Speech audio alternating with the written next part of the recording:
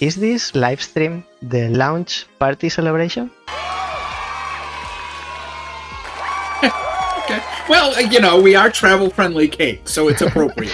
I'm very excited for this one in particular because it's very different to the other interviews I've done. You'll see in a bit. Why Carmen Sandiego is not from San Diego? You could be doing crochet, playing croquet, or making croquettes, but instead you decided to become a video game developer. Why so much pain? This interview is nothing like I've done before with your type of game, which is very different and unique. It's also a lot of fun to play with friends, and I want you to explain to me the science behind that because it's a single player game. What would you consider a success? The game released. Releasing a game. What is beyond Puzzle Spy International now? Do you feel emptiness in your heart? 𝗣𝘂𝘇𝗶𝗲 has noticed that you said there's a DLC coming. Is this a world premiere? Hello everyone, welcome to a new stream. This is 𝗣𝘂𝘶. I play puzzle video games and sometimes I also talk to the people who make puzzle games. Today is interview day and I'm very excited for this one in particular because it's very different to the other interviews I've done, conducted, performed in the channel. We'll see in a bit, or you'll see in a bit. Today we have Mike, who is going to talk about Puzzle Spy International. How are you, Mike? I'm doing well. How are you doing today? I'm awful. The stream is breaking, but other than that, there's nothing new. We'll have Talia a little bit later, who is the other half of Travel Friendly Cake, and we'll learn about you, about where you come from. We'll learn about the game, Puzzle Spy International, which is, I didn't say, it's already available. So I don't know why you are not playing. I don't know why you are watching this stream instead of playing. Before we start properly the interview, I have a question, which is this live stream the launch party celebration? I guess so. We haven't done anything else for the launch, so this might as well be it. I didn't bring the confetti, but we can imagine it. It's kind of a celebration, but maybe it's not a birthday, but just you bear with me.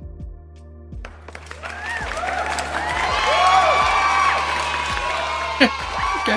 Well, we are travel-friendly cake, so it's appropriate. Okay. I didn't want, because it's random. I have a list, and one was chosen randomly. So Destiny wanted to choose that one.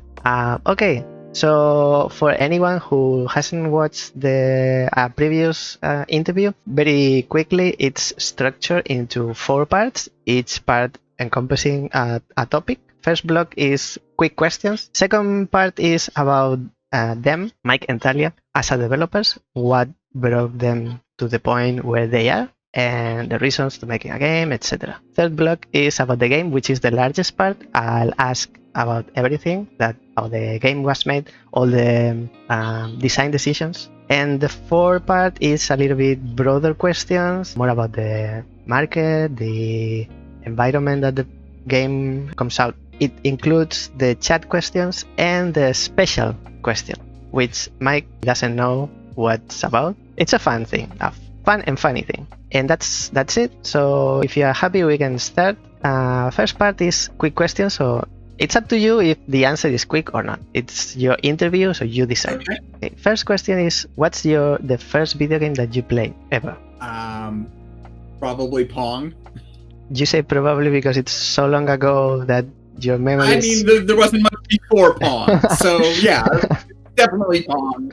I mean, back before even Atari consoles or anything like that, because I'm old, so. The second question is, how old were you at the time? Oh God, would have been grade school level. I don't remember exactly, but let's say, 3rd grade-ish. Oh, I guess I should say year because it's different grades in different countries. That would have made me, 8, 9, something like that. And also, if you can name one of your hobbies. One of my hobbies. Well, the 2 main hobbies, one is making indie games, and the other is doing puzzles. Talia and I love doing puzzles together. Every month we do an event called Puzzle Pint, which is I'm going to talk about it because it's going to come up probably several times tonight, so I might as well get it out of the way. So it's this puzzle event that happens in bars and pubs around the world. And so they put up the puzzle. You have to solve a puzzle to figure out where it's going to take place. And it probably takes place somewhere near you because they're all over the world. It's not just like there's like 2 here in the town that I live in, and there's 2 in San Francisco. A friend of mine is up in outside of Vancouver, and I was just saying, oh yeah, there's one in Vancouver and one in Victoria. I'm sure there's at least 1 or 2 in Melbourne. I mean, like all over the world. If you're in a decent sized city, people do it. And so you have to solve a puzzle just to figure out which pub to go to, and then you go to them, and they give you 4 completely different every month. It's totally different puzzles, and there's 4 puzzles you have to solve, and it's not like, oh, I've seen this puzzle before, or oh, that's another word search or a crossword puzzle. They're all completely new and different and made up each time. And there's some familiarity. It's not like no one comes up with a puzzle that is like, I've never seen anything like this before, but they're all completely bespoke, completely new. And then you have to solve 4 of them, 4 completely different ones, and then use the answers for those 4 as input to solve the 5th puzzle, which is called the meta puzzle. And usually there's a couple of other puzzles and bonus puzzles, but this happens every month. There's all new, all completely different puzzles, and it's really those kind of we love doing it. We've got our friend Scott to come join us every month, and we go and do them every month, and have been doing them for years, and they're a lot of fun. They're like mini one-night versions of a bigger thing like a puzzle hunt, or some of the bigger ones, the MIT puzzle hunt, or Microsoft does a puzzle hunt, like some of the bigger events like that. This is like a tiny, like one night fun for everyone kind of event. And so we've been doing them regularly for years now. I mean, very much Puzzle Spy International is very much like, we love the idea of Puzzle Pint, and we said, let's make our own version of it with, instead of 4 puzzles or a 5th puzzle, let's make X number of puzzles. Let's write a whole story that ties it all together. Because usually in a Puzzle Pint, there's like a loose theme that kind of ties it together, but it's not very story heavy. It's like, okay, here's some characters. Maybe it's the Muppets. Maybe it's a character from another TV show you like. Maybe it's characters from a book. This month it's going to be the Beatles, are solving puzzles, but it's really just kind of a loose thread that ties things together. And we said, well, let's take that idea and make all new, all different puzzles and make a real story. I mean, let's actually have a character who has a reason to go do puzzle after puzzle after puzzle. So you were talking about hobbies. We've looped it all the way back to Puzzle Spy, but in theory, that's why people are here. But I mean, Puzzle Spy, came out of us really having this hobby, loving doing puzzles, and saying we could make a whole game out of this, and it would be pretty cool. So continuing with these quick questions, you see how quick they are. Yeah. Which is your favorite puzzle video game? Ooh. The most recent one that we really fell in love with was Type Help. We absolutely love that one. It's now being remade. It's a text-only game that's available for free on I think it's on itch. But they're remaking it. Robin Ward, who remade Root Trees Are Dead into the fully, featured Root Trees Are Dead that everyone has played, is now taking that Type Help and turning it into the Incident at Galley House. And that's going to have graphics and audio and like a lot like prettier interface. We played the free text-only version. Absolutely love the story in that. Love the mechanics in that. The story is going to stick with me a long time. Absolutely. And when I say we, Talia and I, if it's puzzle games, Talia and I play all the puzzle games together. Like, we don't play singly. Like, I'll play other stuff without her, but we play puzzle games together. So I think that's one of our favorites. We really love that. We put 100 hours into Blueprints, but we also we certainly love Blueprints, but we also have some issues with Blueprints. By the time we were done with it, we were done with it. So that's also high up there. We love Blueprints and we were done with it. So I'll say those two. I think you've answered another future question. I'll let you know when we get there. Favorite non-puzzle video game? Oh, geez. Okay, I'm gonna say Portal 2. Good one. Anime? Subbed with subtitles or dubbed? As in with voice? Subbed. One thing that you would change about the video game industry, like just name the thing.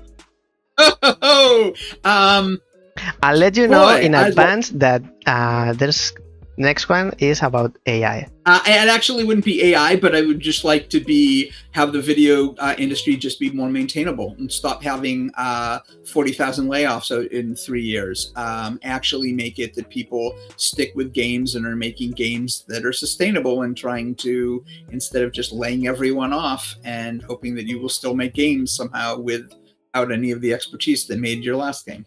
It's great that people are making more indie games, and I'm not critical, I'm doing one myself, but it's also really hard to support yourself doing that. Like, I'm not going to make enough money on Puzzle Spy International to support my family, our life. Like, I mean, it doesn't, here in the United States, you don't get healthcare you don't get affordable healthcare unless you work for a company. You don't get healthcare working for an indie game, so you then have to purchase healthcare yourself, which is more expensive than if you work for a company. It's even people who have been laid off and are making indie games, and I am one of them. You can only do that if you have a day job that you are supporting yourself with, or if you happen to have saved up a bunch of money, or you're taking work on the side, or you just happen to have money. There's no way to support yourself doing it. Not every indie game. If 20,000 indie games came out on Steam last year, not all of those are making enough to support their families and to live. It's not really sustainable. We could only make Puzzle Spy International because we have day jobs, and we did this on nights and weekends. We couldn't just stop everything and make it.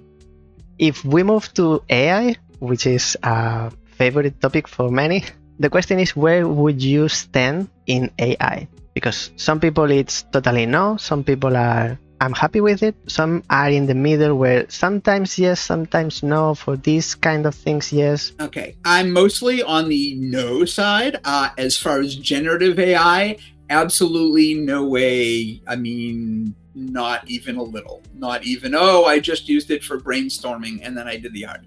No AI at all. That's still theft. It's still people who are not being compensated for their work. And it's still, as they do more studies, it's proving to just kind of rot people's brains. If I don't have to do any of the work, I don't need to ever develop those skills, either in terms of creating art or in terms of thinking, in terms of just having it answer questions. I certainly know people who have been using Claude for programming and saying, if you're a senior developer and you already know how to code and you just want to do this function for you and you're mostly in charge of it, I've heard people speaking very highly of it. I can't really speak to that because I've never used it, but I see a lot more coders using it.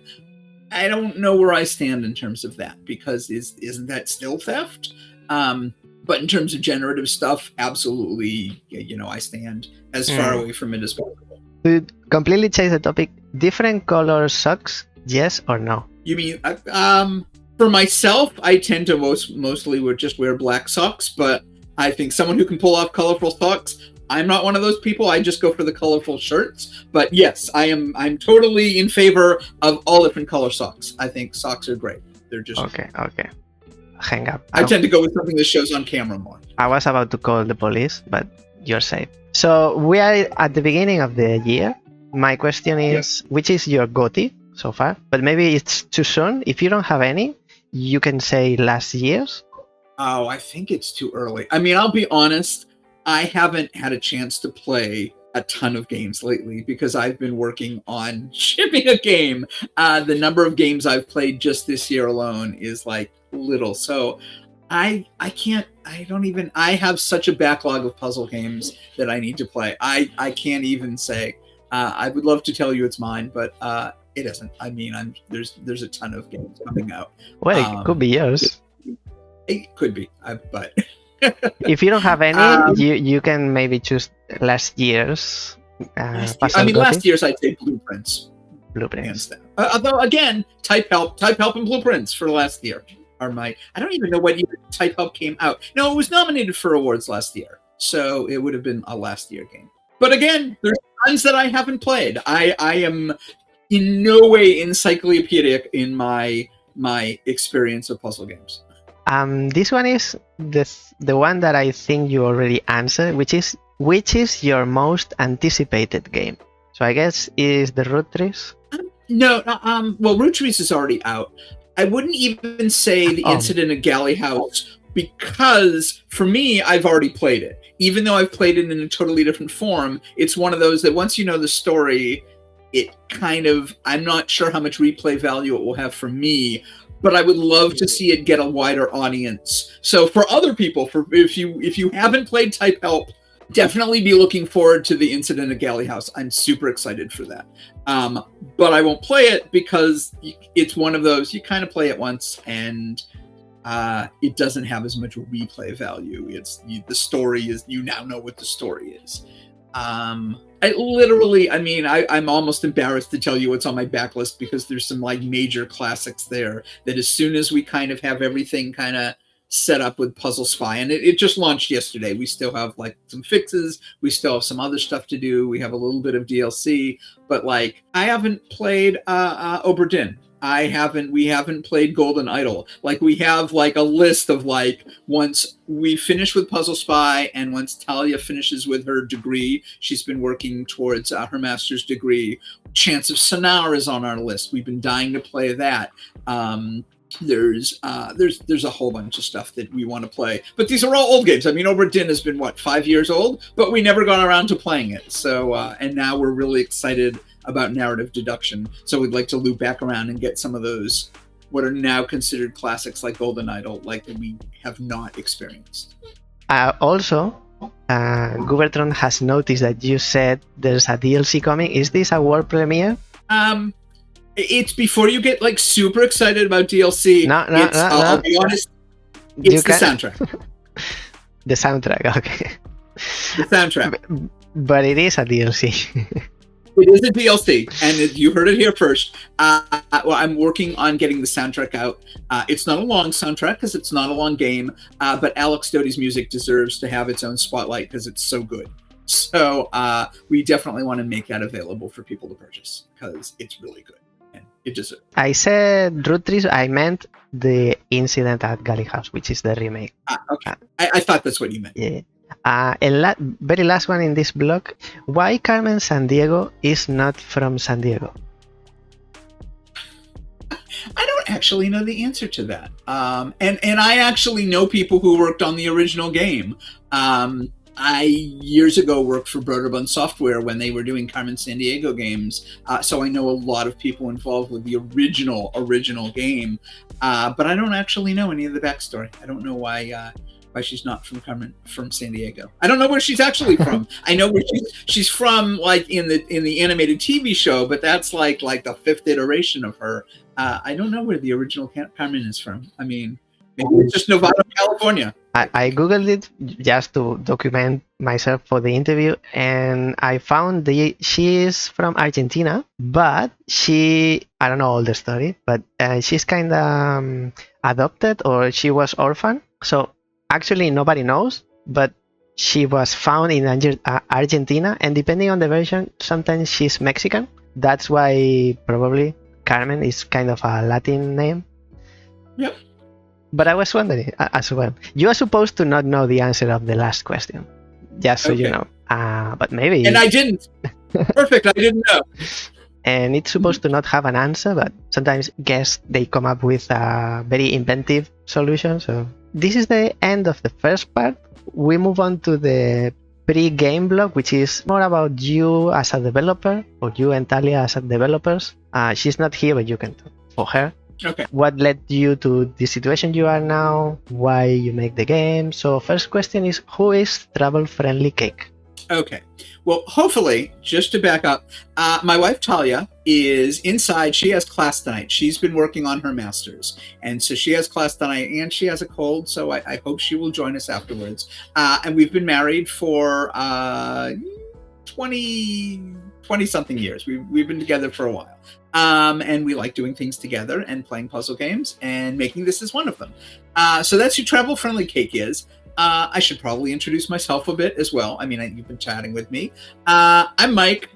I've been a game developer for 35 years. I started actually at 𝗣𝘂𝗶𝗏 Software, who made Carmen Sandiego. I was working on early CD-ROM games there, a series called Living Books. From there, I moved to Blizzard. I made a game that you might have heard of called Diablo 2. And I did a lot of work on that. I did some work on Diablo 3, but not any that made it into the actual game. And then I bounced around. I've worked at a ton of different mobile companies. And I've been doing art at all of these. So that's where I come from. I'm the bulk of the game development experience at Travel Friendly Cake. Talia has never made a game before. She is not an aspiring game developer aside from Puzzle Spy. Like we just said, this would be a cool thing to make together. Let's make it. And we made it. But she is not and now I'll get a job as a game developer. She would like to get a job as a therapist. That's why she's in school for that. So Travel Friendly is 2 people. Are you sure you are not forgetting anyone? Like a consultant or an advisor? Travel Friendly Cake is just the 2 of us. But the game would not have come to fruition without 2 really important people.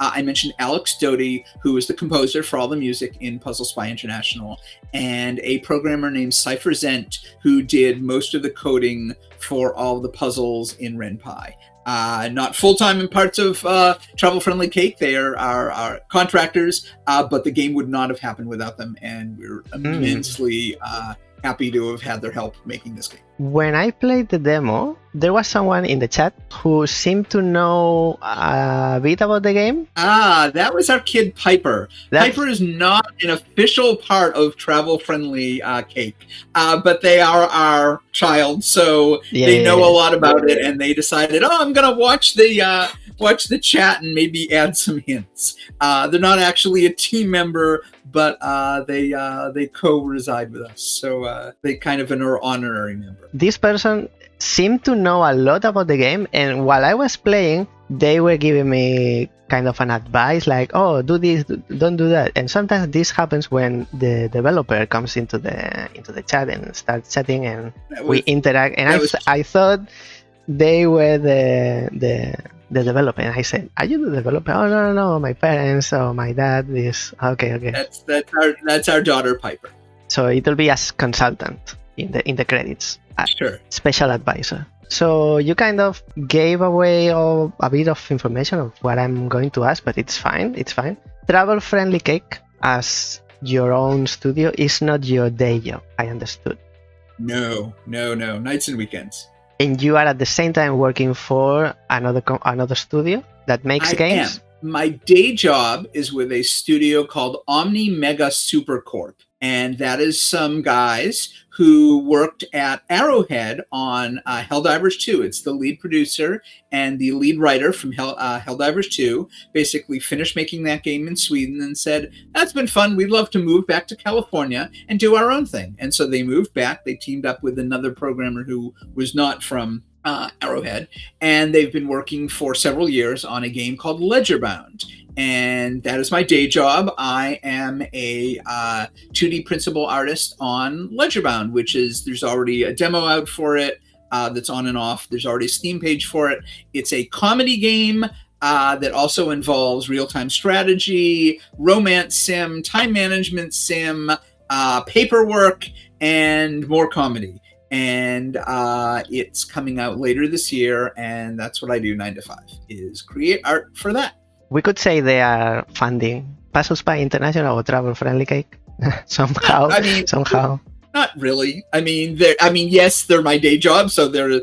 But I mean, I actually started. We started Puzzle Spy International before I even had that job with Omni Mega Supercorp. It's I was working on it, and then I got the job with them, and so now I'm just kind of balancing both of those. You could be doing crochet, playing croquet, or making croquettes, but instead you decided to become a video game developer.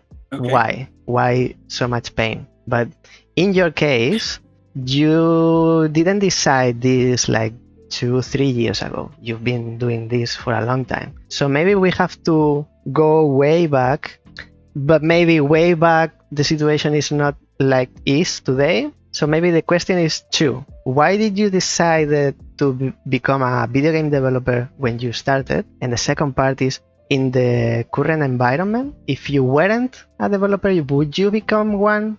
Or as you are now one, do you feel it's sustainable? Like, are you happy to continue? Okay, let's start with first questions first. Yes. Why did I become a developer?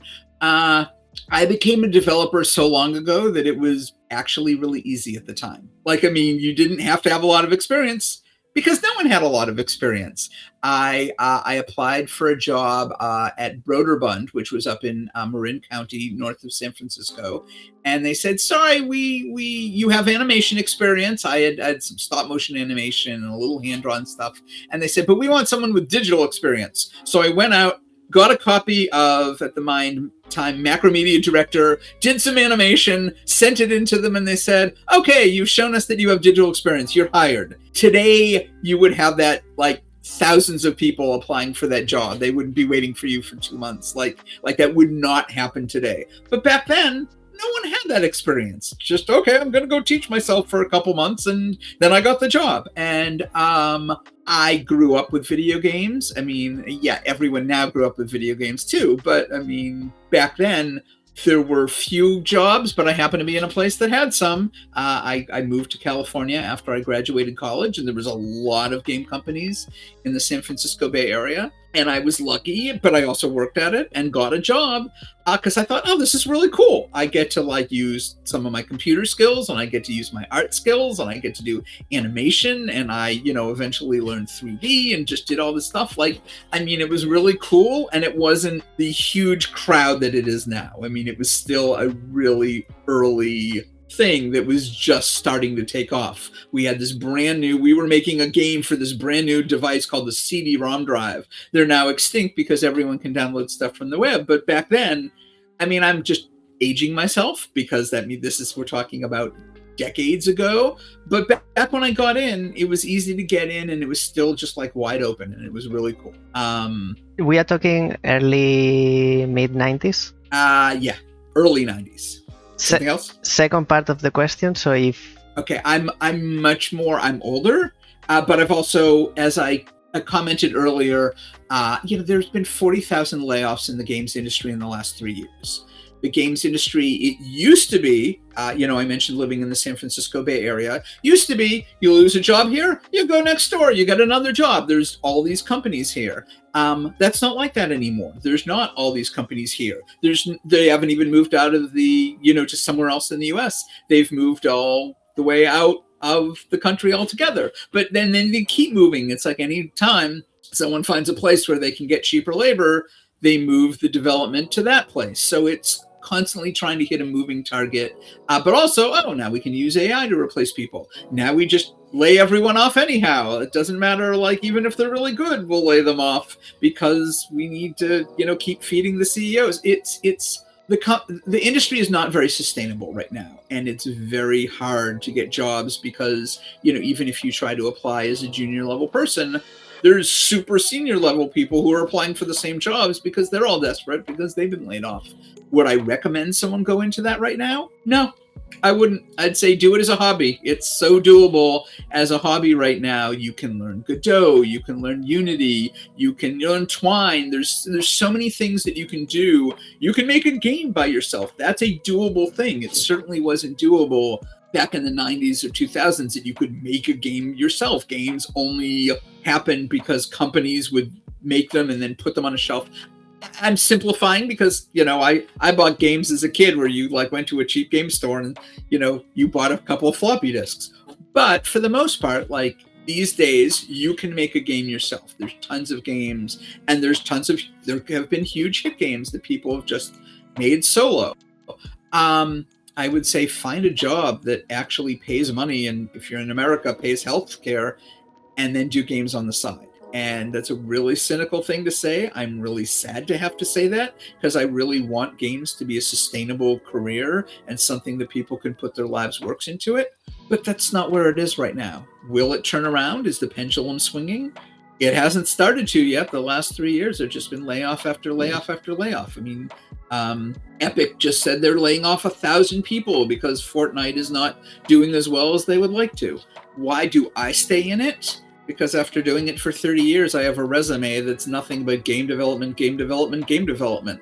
Like, I don't know who else will take me. I mean, honestly, I don't know. I don't know what else actually to do with my time. Could I go into graphic design? Possibly. I'm actually good at it. But if I were an art director hiring for graphic designer, do I go for the cheap person who's fresh out of college, who knows all the current tools, or that old guy over there who's mostly got game development in his resume and doesn't have graphic design as his main thing? So I don't know. I'm here just out of stubbornness and out of not knowing what else to do with myself. I love how your answer is very different to the previous ones, because they were all indie developers. They were starting, but you come from way back. And your answer is not, I understand I am an indie, so this is my opinion. But you are like in both. You are in a studio at the same time you are indie, because you are doing making a video game for yourself. So. And even my studio job, my day job, is an indie company. It's a bigger indie company than Travel Friendly Cake. There's more of us, but we're still just like, okay, we're just making this indie game. We're just kind of maybe we're a AA indie or a AAA indie, as opposed to a 2-person shoestring indie, which is what 𝗼𝘆 is. It's still an indie game, and I'm paid indie wages. I'm not, I'm not being paid like I was when I was in the mobile space. If our game does great, please buy it. Go buy Ledgerbound when it comes out. If it does great, then maybe we get to keep making them. Maybe I'll get something cool like healthcare. But that's not guaranteed either. But it's better than nothing. It's better than not working. Next question was going to be, did you study the game development or you self-taught, but you already touch on it anyhow. Back when I got in the industry, there was no studying the game industry. There weren't courses, there was no Full Sail, there was no SCAD, there was no place you could study it. You just learned on the job. And so I've got to where I have by just having jobs for years. But it was, you had to either be self-taught or just learn on the job. There's a lot more options these days, and that's definitely a plus. Like, you don't have to go to those schools. You don't have to get a job. You got internet tutorials. You get Discords where people will show you, here's where your code is a little bit wrong. Like there's great opportunities now. But back when I joined the industry, there was no way to, you got a job and then you learned how to do things. As an indie developer with Travel Friendly Cake, is this your first game? This is the first game that I've ever put out as an indie developer. Yeah, I mean, I've done tons of bigger games. This is my first indie game, like real indie game, and it's been a learning experience. This one's also a little bit hard for me to ask, because it's what motivated you to develop 𝗼𝘆 International, but maybe it assumes, now I'm realizing, that you weren't doing games before. So what made you do the click between not doing games and making a game? I think it's just as valid a question. It doesn't matter where you come from. Like, what made you want to do this game? So I got laid off of my last job, Christmas of 2022. Lovely time to get laid off of job. Said, oh, sorry, we're letting you go. Happy Christmas. And I spent about a year and a half job hunting after that before I found OmniMega Supercore. But about halfway through that period, I'm like, I am so tired of applying for jobs and not even hearing back or anything like that, or going on interviews and, nothing really came of them. And I'm not making a game. And that's what I want to do, is I'm a game developer. I want to make a game. So about halfway through this period, I said, screw it. Even though I don't have a job, we're going to start working on a game. And we had actually started working on 𝗼𝘆 years before. We probably started it in 2019, this idea of let's take these puzzles and let's write this whole spy story. We had already like made the puzzles as paper puzzles that we could hand out to people and have them test it at home, not on a computer at all, just like here's a piece of paper, see if you can cut these pieces out and test the puzzles. So we had already started working on Puzzle Spy. And then we said, let's start doing that, because I'm going bored out of my mind not making a game. And that's why we started working on Puzzle Spy. And I'd like to introduce folks to Talia, who is finishing with us. Hello. Talia, to welcome you on the stream, I have a couple of questions, maybe. First video game that you played ever? Video game that you played. Game. I tend more towards Sudoku, Candy Crush. It's fine. It's fine. Not the same level of video game-ness that. And the second question is, different color socks, yes or no? This is very important to know. At the same time? Yes. I don't usually, but I would. Okay. You are safe. You are safe for now. You get voted off the island if you answer that one no. I just skimmed by. We started talking with Mike a little bit, aside from the silly initial questions, about you as developers and what led you, everything that happened before you finished and released Puzzle Spy International. And my next question is, so you answer, Mike, what motivated you to make Puzzle Spy International? How long did it take to make? You started in 2019, you said. Well, Yeah, that's when I think we started like putting together the paper puzzles and testing them, roughly. but we didn't work the whole time. Yeah, it isn't like we've been working for like, 7 years on this. We started with paper. We started with the idea. We started brainstorming ideas for a story, like what kind of story would wrap up a bunch of puzzles. We landed on the spy story. We started brainstorming the spy story. We came up with some puzzles, some of which were adapted by a friend of ours named Jay, who had done some puzzle designs and had a ton of puzzles. And we said, can we borrow and adapt some of those puzzles? So some of Jay's puzzles are in the game. And then we just kind of put it aside for a while. Well, the story we came up with was way bigger than we could do. We had 40 puzzles. It was like a 40 to 45 puzzle game. It was huge, and we realized that was way out of our scope. And so we put it aside because we couldn't do that game. It was like, we looked at it and said, this would take us 10 years to make this game, and we don't want to spend 10 years making this game. So we put it aside, started working on a totally different game, until it too got way out of scope, and we realized we couldn't make that.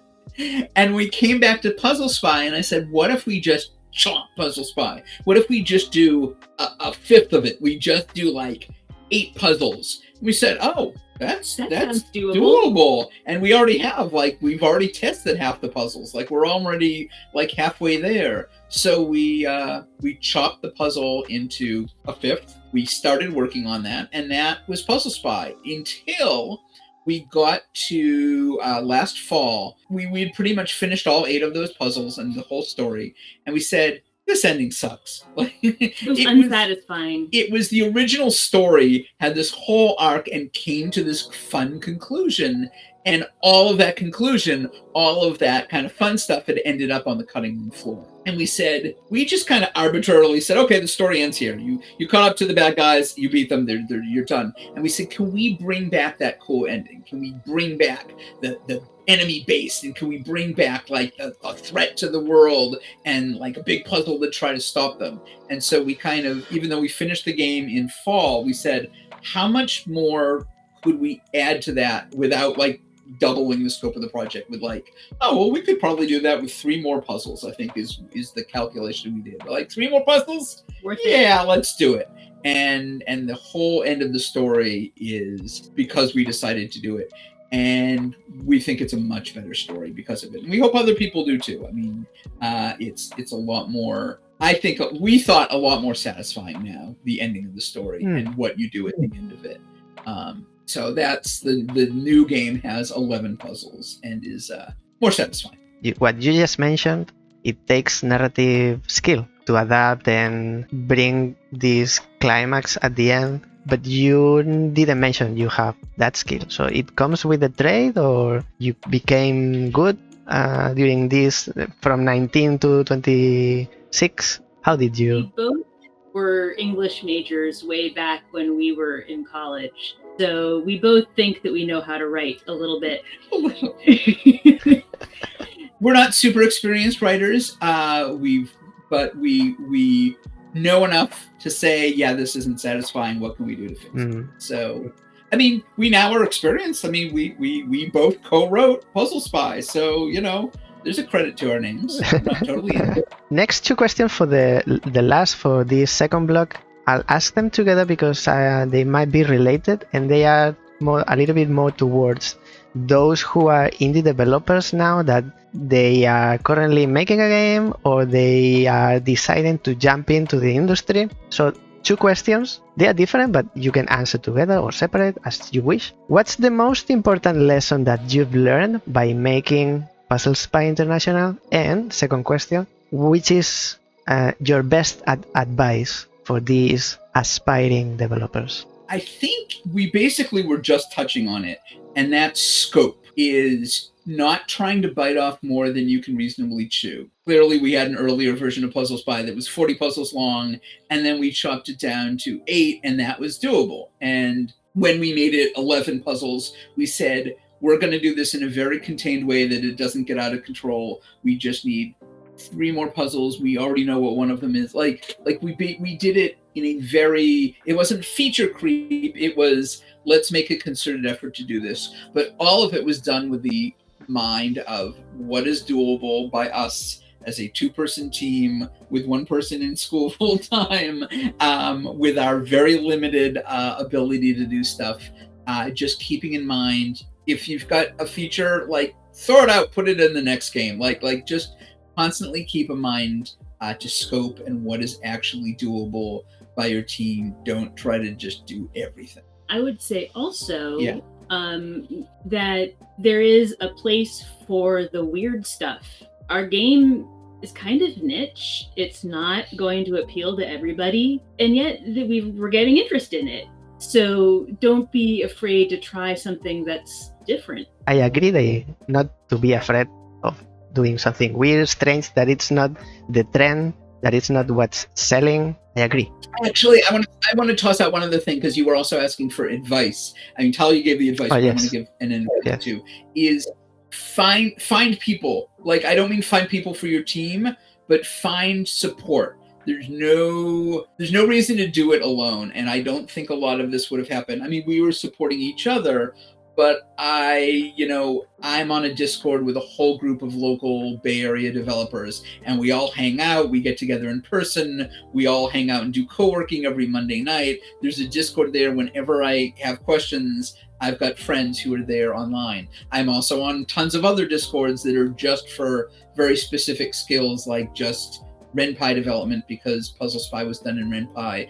I'm in other ones for certain other kinds of games, but there's no reason for anyone to go it alone. Find people who can be a support structure for you, and it'll just be a lot easier just mentally to go do games. If you're doing your Sokobans, then go to Thinky Puzzle Games Discord. If you're doing a different kind of detective games, go to Thinky Games. Go to find your local writers groups, find your local indie groups. There's got to be other people near you making indie games. Like, find those communities, and being part of a community is just such a help. I mean, it's helped me, but just mentally, just having other people I can say, "Whoa!" and then people are like, okay, here, let's talk it out. But even from different things, like I had someone walking me through, how do I set up a depot on Steam? And it's like someone on Saturday night, it's like, yeah, I'm here, let's get on Discord and I'll walk you through it. It's like just having this community of other people, whether you just go to GDC and meet people there, or go to your local co-working group, or just find a Discord of people around the world. Like, find people, and it'll just really help you. It'll help your mental state, it'll help your game, and it'll help you not feel like you're just pushing a rock up a hill alone. there's a handful of people out there who can do everything. They're amazing artists, they're amazing programmers, they're amazing writers and can do everything. But that's not most people. That's not us. We can't program. I mean, I can kind of hack things out in 𝗲𝘳, but I never could have gotten all these puzzles where you're entering text into cards and clicking and dragging cards and slotting into place and testing. I was gonna get to the music, but like all of that, it's like, if I had to do that alone, some people say, if you can't program, you can't make indie games. It's like, we made this and we're not coders. I mean, I'm pretty savvy and I did a ton of stuff in 𝗲𝘳 myself, but it wouldn't have come to fruition if we hadn't had Cypher helping us with all the coding. Similarly, Alex, who did all the music, I just met him through a local Discord. It was just like, he's like, I really want to get my name out there and do more games. And so I would love to do the music for your game for you. And we hung out at a local Starbucks and talked. And it turned out that Alex lives a block away from us. So it's very locally sourced music. And Alex and I have become big friends, and we hang out and we go to a lot of game development stuff together. Our programmer is in Puerto Rico and we're in California, so we've never met him before, and I don't know if that will ever happen. Alex happens to be local, but I wouldn't have met him if I hadn't been in local Discords talking about my game, and someone said, hey, I would love to help out there. So you don't have to do everything yourself. Find other people. I stumbled upon a thread on Blue Sky last week where someone was criticizing people for using AI for voice acting. We don't have any, sadly, voice acting in Puzzle Spy. It's certainly a game that would lend itself to that.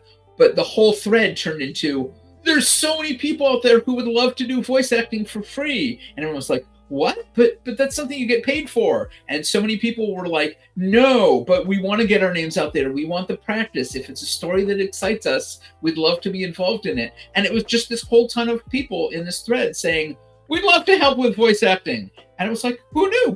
But for anything. I mean, I know there's a whole thing about if you ask artists, hey, could you just do art for my game for free? There's going to be like, what? You're not going to pay me? There's certain ways to deal with that. You should pay people. But there are also people who want to support and do things without getting paid, or maybe in trade. I ended up doing the cover of Alex's jazz album. He did music for our game. I did his album cover. Like there was definitely a barter system involved with some of the stuff that we did for Puzzle Spy. But you know, there's other people out there who have skills you don't, and if you're not taking advantage of them, if you can come from it from a place of respect and what you can share, there's ways to make that work. So you paid him in album covers. Yeah. I think it's a good time to start the game block. Okay, so we can talk over images of the game. I've already played the demo.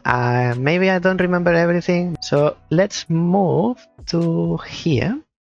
You kind of described Puzzle Spy International at the beginning, but I wish you do it again in some way that if you say this is like the 60s spy movie turned into a game, I'm thinking someone who was born after the year 2000 thinking, oh, I haven't seen any of those movies, like something that I can't put an anchor to it. So I'll let you describe the game for everyone and these people in particular. Well, even if you haven't seen movies from the 50s or 60s, James Bond is eternal. James Bond, there's always a new James Bond, no matter what decade you live in or were born in. And definitely James Bond was a huge influence on this. But James Bond, definitely his movies started in the 60s, and 60s had a lot of other spy films.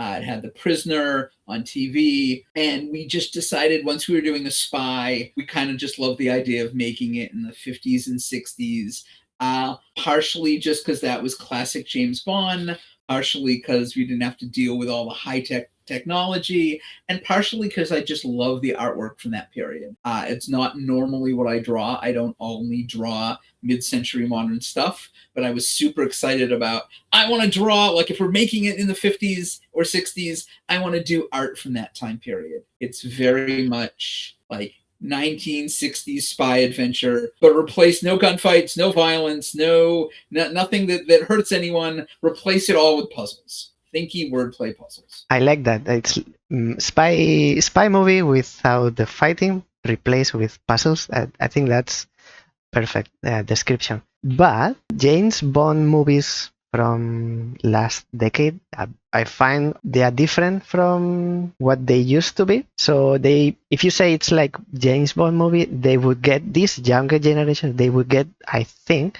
the wrong impression. And I've been thinking, if I were you, how I would describe. I would say it would be like a Professor Layton, but with a spy theme, and that would help them. How true would be that statement? I think that's totally a fair comparison. I mean, Professor Layton is probably one of the closest things that Puzzle Spy to what Puzzle Spy is. We've tried to make the puzzles and the story fit together. They're not just arbitrarily, here's a story, and then arbitrarily, here's a puzzle. We've tried to make them mesh together. That was the whole point of adding a story, is to try to have a reason that things are there and why people are using. There's even an in-world, I don't want to spoil anything, there's an in-world explanation for why are the bad guys leaving puzzles. We talk about that, and I won't tell you why, but we thought of that, and it's in there. I stopped on this screen because there's something I want to point out, and it's very interesting, very important even, I think. And it says that it's also a lot of fun to play with friends. I have to say, maybe, I don't know if I've said this before, but I'll acknowledge it here now, live, that if I had to choose a live stream where I had the most fun, I would be very confident that it was that day that I was playing Puzzle Spy International with the chat, because, and I want you to explain to me the science behind that, because I want to know. I had a lot of fun, while at the same time, I had the puzzle in front of me. It looked simple. I didn't know what to do. And I started looking for ways to tackle it, like, is it asking for this or for that? And then there was the chat who, thanks, I wasn't alone. They didn't know much because I thought it was a me thing. It wasn't. So why is it this game so much more fun played with others? What's happening? Because it's a single player game. I think it helps reduce the frustration level because you have multiple brains who know different things and who will see different ways in. So it makes it, you get the aha from yourself and also from other people, and together it makes it more fun. It doesn't all have to come from you, and you get less stuck. For me, it's like totally different experience to play by yourself than to play with others. It's like a board game or a party game. It's a much better experience if you share it. Yeah, it's like couch co-op, only doing puzzles. And I've mentioned this on the stream already, but like Talia and I don't do puzzles by ourselves much. I mean, Talia will do Sudokus by herself, but we love sitting down and doing either Puzzle Pint, if you're keeping track of how many times we're mentioning Puzzle Pint tonight, or, you know, when we play Type Help or Blueprints or whatever, we love doing puzzle games together because we'll both bounce ideas off of each other, we'll talk about strategies, what room do we want to choose next for Blueprints, we'll know things that the other person didn't know. And when we started testing it, we weren't even thinking of that as much. We actually figured out one person will sit down to play this. But one of the first places we did a live test of the demo, we had one person sit down and she brought a few friends and then a few more people gathered around. And pretty soon everyone was like, oh, wait, I know that one. Oh, wait, I think that one is that one. Oh, wait, what if it's this? And it was just everyone was kind of bouncing around ideas. And like Talia said, it's just everyone is sharing these aha moments and it becomes this big fun group thing. And so we really wanted to just encourage people to do that because we think it reduces frustration and it's fun. It's fun. We have also choices matter. Are they is the story branching from here, or is it more like, no, you have an option, but it doesn't change the story. It changes within the player. It's like I'm role playing, and in my mind, I'm choosing what I want my character to say. Is it more like that? You're charting your own path through it, but you're still going to get to the same ending. It's not a branching story, but you get to choose, how do I want my version of this character to be? I said in the beginning, this first for the channel, it's a special game. So my question might be very easy. What makes Puzzle PSI different from others? I think it's very different, so it's very easy in your case. One is that there's not a lot of wordplay games out there. It's the kind of puzzles we're doing, like there's not a ton of wordplay puzzles, number one. Number two, the fact that it's not a lot of puzzle games, a lot of games, period. Here's a mechanic and we're going to keep building on this mechanic. And we're just like, okay, you've played a puzzle, too bad, the next puzzle is going to be something totally different. Is that a good idea? A bad idea? You're not building on anything. On the other hand, there's a lot of variety. It's much more like the puzzle pints that we've enjoyed playing, but it's not a common feature in most video games. And I think the art helps it stand out in that there's not a lot of games that are referencing the 1950s and 60s in terms of visual style. We're not the only ones, but it's not a common aesthetic in games, and especially puzzle games, especially as so many are just, hey, there's little blocks being pushed around. You don't get a lot of puzzle games with just this fun illustrative side, and we really wanted to push that a lot too. Also about the mechanics, you don't have mechanics, you have a variety of puzzles. So I'm thinking whoever comes to Puzzles by International, they shouldn't have any expectations, right? Well, it's sort of the nature of the rule discovery games is that we don't really tell you what to do or how to solve the puzzle, and part of the puzzle is figuring out how to solve the puzzle. So it doesn't lead to doing the same puzzle over and over again because you figured out how to solve it. So now we need to go on to something different that you haven't learned how to solve and make that be part of the next puzzle of how do you solve the next one. Yeah. So that all through the game you're getting this aha of, oh, I figured out what I'm supposed to do. And some people have criticized it and said, I wish you told me more about what I'm supposed to do. And we have the hints in there for that, but we didn't want to take away the thrill of people who like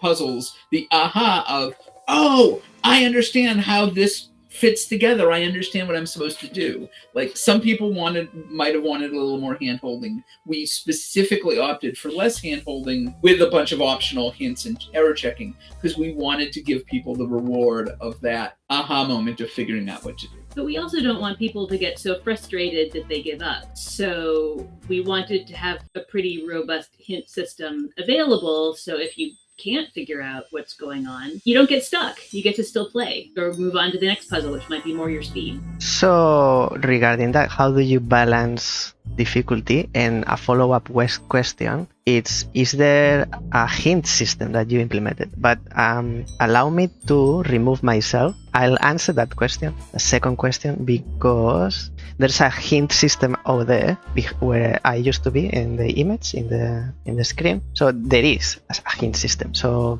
there's both hint system and the hints for every puzzle in the game start from very broad to here's how to think about maybe approaching it. We don't want to just spit it all out. It's like, here's how to think about it. Here's how to get a little further. Here's something you might have missed.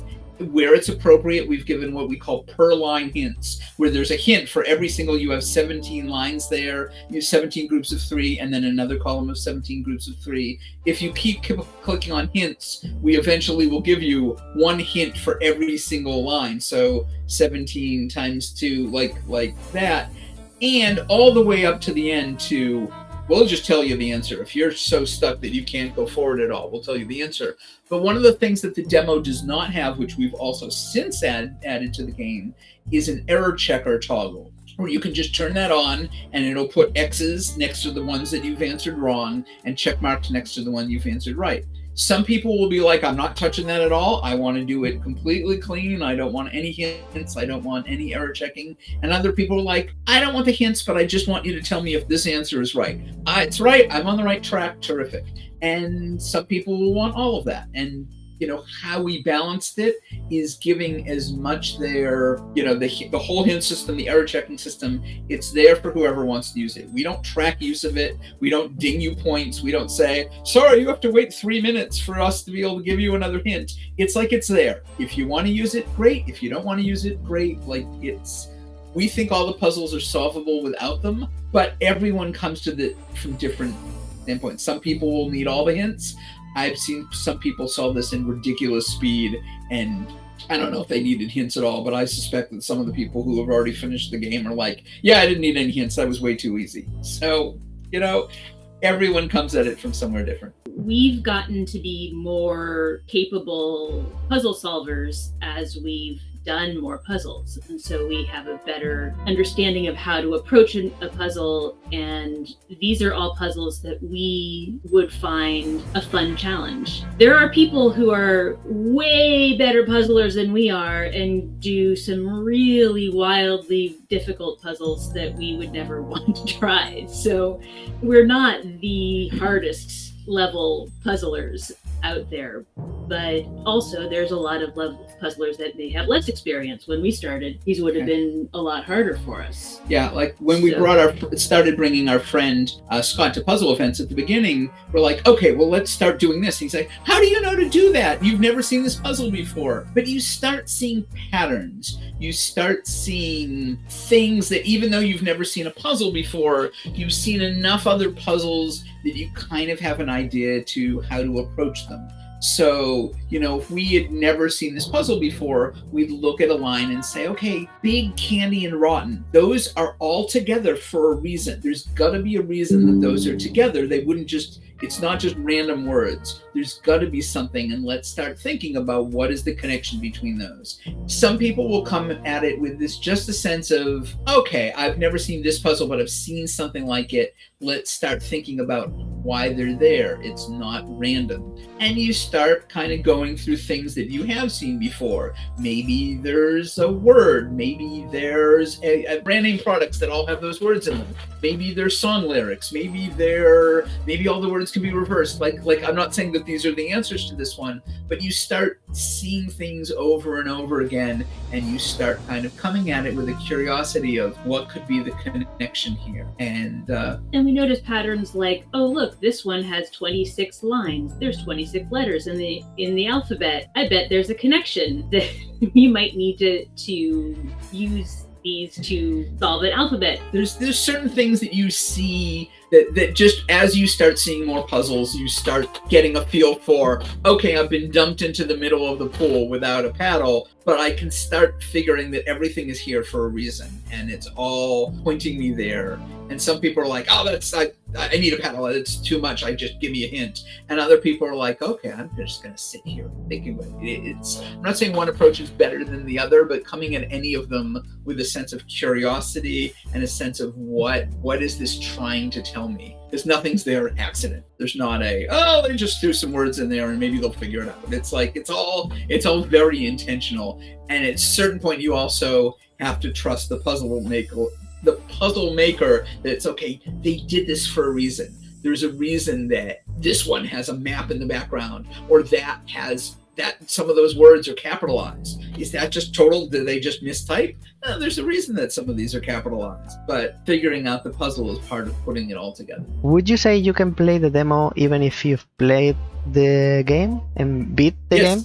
You can. Totally separate. There's no issue with the story. Like, Nope. It's not relevant now. Okay, good to know. I mean, chronologically, this is the mission that she does right before she goes and does this. The reason this is called Prelude and Demo is because this is the mission that she does right before she goes to Rome, which is the start of the actual story in the game. But it doesn't matter. It's like a James Bond thing. If you watch them out of order, again, not the new James Bond, the old James Bonds, they're all self-contained and you can watch them in any order. The newer ones with Daniel Craig, you probably have to watch them in order. But the older ones, it's like, here's a spy adventure, here's another spy adventure. You can do this one afterwards, and it doesn't affect anything. This error check mark or spoiler if you make a mistake, it's not on the demo, or is it in the demo? Not in the demo. We added it to the game after we had finished the demo and realized that would be, originally we had it as just one of the hints was, hey, let's check your answers for you. And then some people would got that hint and say, could we turn this off? Like, now that I know this answer is right, I kind of want to turn that off. And then once we added let's add a turn off that button. Oh, maybe we should just have this enabled all the time. And we got a lot of great feedback of like, yes, have that available all the time, please. So that was a later addition that after we worked on the demo. It's a word game and English is not my first language. How do you feel the game performing. Is language a barrier? Are you hoping to translate the game? Maybe it doesn't make sense. How do you feel about that? Translation. It is a very, very English language-centric game. And we'll just be right up front about that. It is very much based on English, and it is going to be a lot easier for a native English speaker. It's probably going to be easier still for an American, even though Agent Epsilon is British, we're American, we bring our own language biases to the game with us, and so it'll be even easier for an English language speaker than a British native speaker, and that's easier. This game is not translatable. I mean, you would have to redesign every single puzzle from scratch to put it into French or Spanish or Chinese. You would have to completely redesign several puzzles.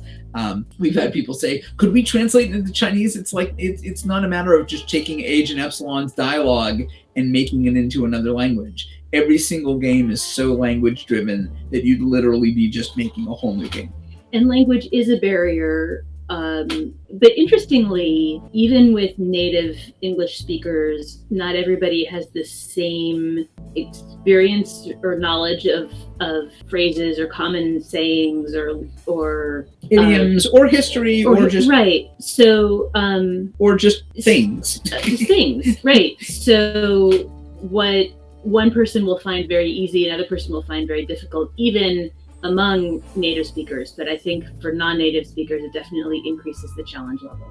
Like you were saying before, line 4, Big Apple, Candy Apple, Rotten Apple. Big Apple, if you don't know that's a nickname for New York City, you may be like, you may never get that one because it's like, I've never heard Big Apple. Like, what is that? But if people are familiar with that's, one of the biggest cities in the world and that's its nickname, the Big Apple, why is it called the Big Apple? I have no idea, but it's, at least in the US, but I think other people have heard that expression before, the Big Apple. I know why.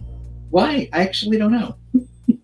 Bit of trivia here. Oh, please. A long time ago, cities were called apples. They were just like all of the cities they were just referred to. It was like a slang. Okay. A slang, like it was apple, but there was one that was big, the big city, and that was the Big Apple. No kidding. No kidding. I know that. Okay. Cool.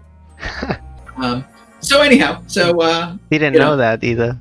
And this is the thing: when people come to this puzzle, they know different things. And that's why it's great to have do it with 5 friends, because someone's gonna know what Big Apple means and someone isn't. Even within this puzzle, there are different levels of difficulty, because maybe 1 to out of 17 10, but the other 7 they are hard level for the same person. So even if you know the rule, maybe you don't have in you the knowledge to make these connections. Did the per line hints so that if you're stuck on a few of them, it will give you a chance to give you a little extra support. Yeah.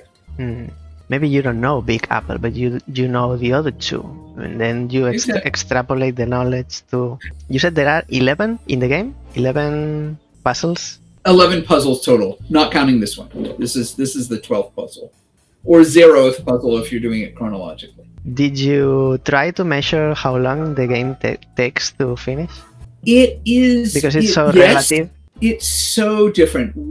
I actually, people are actually, now that the game is live, people are actually solving it a little faster than we expected. We had originally estimated a little longer time, but some people are reporting it's like, it's taking us like a little over 2 hours to finish. So, we've updated our Steam page to say 2 to 7 hours. It really depends on how you come into it. And if you're like, you've done tons of these puzzles and you're instantly looking at that and say, I know what I'm supposed to do there. Start entering words. And other people are going to be, I'm going to stare at this for a while and try to figure out what's expected of me. So, there's a range. There's some people will solve this game in a ridiculously short amount of time, and some people will take their time. And again, it's okay. We've tried to tell you what we think the range is. I think if we were faced with this game for the first time without knowing the puzzles, it would take us longer than 2 hours. Absolutely. I think we'd be on the 4 to 5 range, I think. But we would also take our time to read all of the dialogue in the game. Some people are like, skip, just get me to the next puzzle too. Again, you can do that, and that may contribute to having a short amount of time in the puzzle. We would totally read all of them. Yeah. Which engine is the game made on? It's in 𝗲𝘳, which is a visual novel engine. A visual novel engine. Yeah, I didn't know that existed. Oh yeah, a ton of visual novels are made in 𝗲𝘳. It's an offspring of Python that is custom made just to make visual novels. So a ton of different things that are visual novels from some examples. But anyhow, a bunch of them are all done in 𝗲𝘳. It's really just custom made to do that. So to pick up 𝗲𝘳 just to get Agent Epsilon and You in Danger talking took me no time at all to learn. That's what it's built for. To do all this stuff where we have custom text and things popping up and things you drag around and it's checking your text, like that is all stuff that you can extend the engine to do, but it's not like easy. It's not instant. It's stuff that we had to have a program. Now that you say it, it makes sense because it's like RPG Maker. There are so many RPGs that we made an engine specifically to make this. Forget about lighting and something that you don't need. So you don't need to use this or the engine that comes with things that you're not going to use. So with so many visual novels that I've seen that they are published every year, it makes sense that there's something specifically for them. And there's great communities on the web of people who are all using 𝗲𝘳. It's a heavily used engine. So I was very active in both the 𝗲𝘳 Discord and another Discord called DevTalk, which is all just about people doing any kind of visual novels, but it's very 𝗲𝘳 heavy because 𝗲𝘳 has such a large footprint in that area that anytime I had a question of, how do I do this in 𝗲𝘳, go to one of those forums and someone would be able to answer like, oh, here's where your code is not working. You need to do this or that. Or from a general standpoint, oh yeah, this is how you might approach that. It's, again, rely on those communities who know how to do what you want to do and make friends there. Something that's very striking in for this game is the aesthetic, the art. So you made the art. You said the story is based on 60s spy movies, the story, but is it the art as well? Is from that era? And how did you come up with this look? Yeah, the character design is really based on the aesthetic of what's called mid-century modern, which is the kind of illustration and animation style that was done in the 50s and 60s. One of the big studios around at that time was UPA Studios. They did Mr. Magoo and Gerald McBoing. They were a studio that was around in the 40s and 50s. And then moving on into Walt Disney, like when you look at things, especially earlier Walt Disney's like 101 Dalmatians, I think was also a big influence. But there was a lot of just a simpler, more kind of stylized approach to characters back then. And I really was trying to emulate that kind of style for all the character design and even the color palettes and things like that.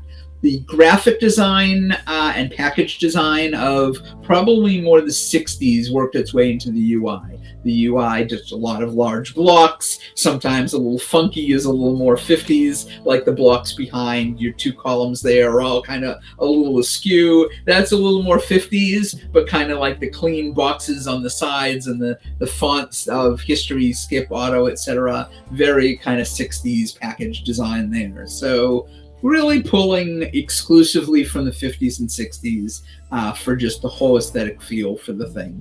And I put a little bit of paper texture on everything to make it feel like it was an illustration from that time period. I used the kind of brushes that are a little janky and not like this perfectly smooth. It's a little like you feel like it's a scratchy pen nib on a old piece of paper. You had sketches before, or is it done straight onto 𝗲𝘳? 𝗲𝘳 is the engine.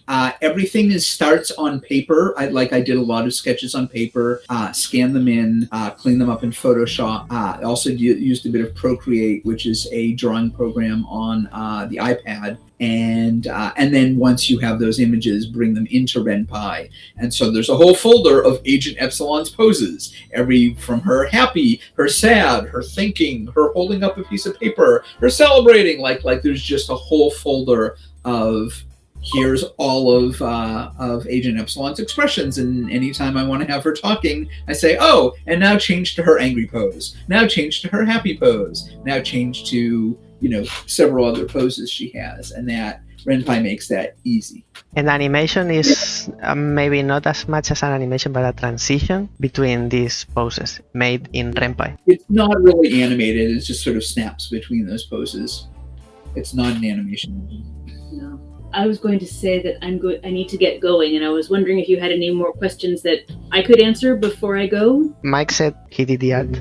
If there was something that it was only for you, like you worked everything together, right? Everything that I contributed to the game, I did with Mike. Mm. So we wrote it together. We designed puzzles together. All of those pieces were very collaborative. I won't hold you any longer. All right. I've really enjoyed talking with you. Thank you. And I like having you. So you did everything together, nothing... There's nothing that she did solo. She's been, we totally collaborated on writing, totally collaborated on puzzle design, but then I did all the aesthetics, because that's my thing.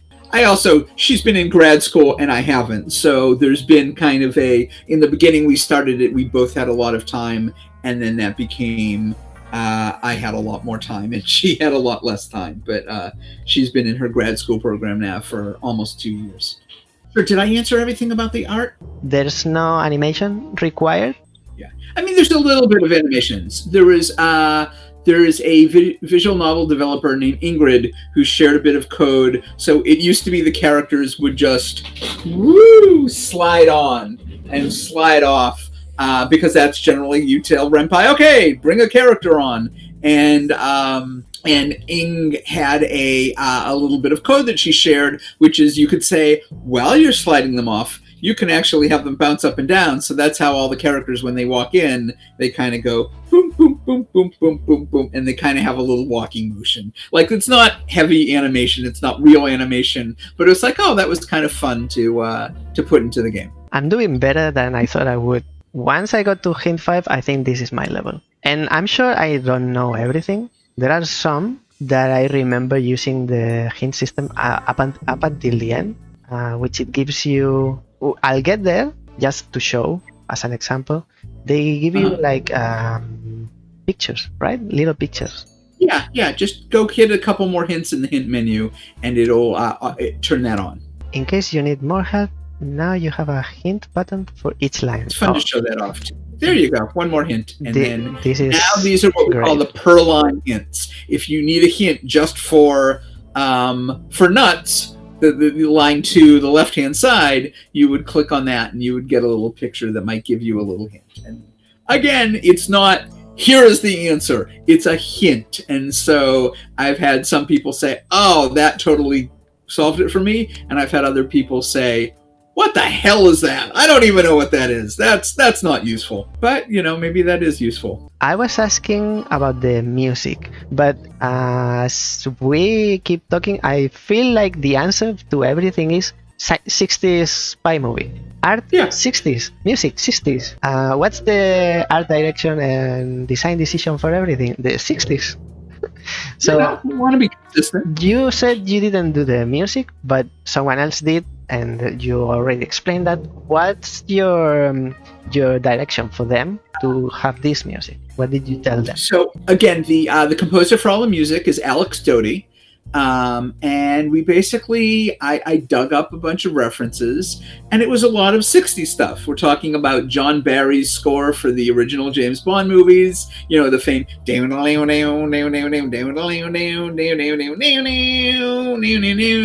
classic, like even the James Bond movies today have got to be using that, I would hope. John Barry, Henry Mancini, who wrote the Pink Panther, and a bunch of other movies from the 60s, just, again, a well-known composer from the time.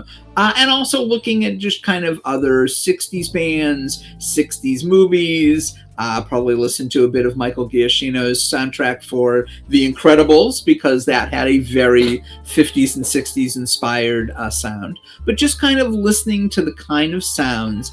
And what is great about Alex is that Alex has just this wide range of what he does. He doesn't just do, I do one thing and only one thing. It's like I've heard Alex do orchestral stuff. I've heard him do techno stuff. I've heard him do stuff that is like totally riffing on Hans Zimmer. And he basically said, okay, cool, here's a neat challenge. You know, what does 60s stuff have? 50s and 60s spy movies. They have guitar, like surf guitar. They've got bongos. They're using strings. There's like these bold use of horns. They're using like, and he's kind of deconstructing what are all these things that are very common in the soundtracks of the time. And so he's pulling it all together into kind of these recognizable, like kind of pastiches of the music. So he's got, like, he plays guitar. So it's his guitar is on the soundtrack, and he got some other people doing live horns, and he added other stuff in there as well. There's a little bit of flute in there, and then you digitized strings. I mean, there's a whole bunch of stuff that he did where he's just kind of deconstructing what kind of sounds they had in those soundtracks, and then putting them back together in his own style. And so we've got this soundtrack that really feels like it's a 1960s spy movie soundtrack. And we had a range of, like, this one is like, here's the theme song for Agent Epsilon. So this is like going to be used on the title screen. It's going to be used in advertising. It's going to be the big recognizable, like, James Bond tune.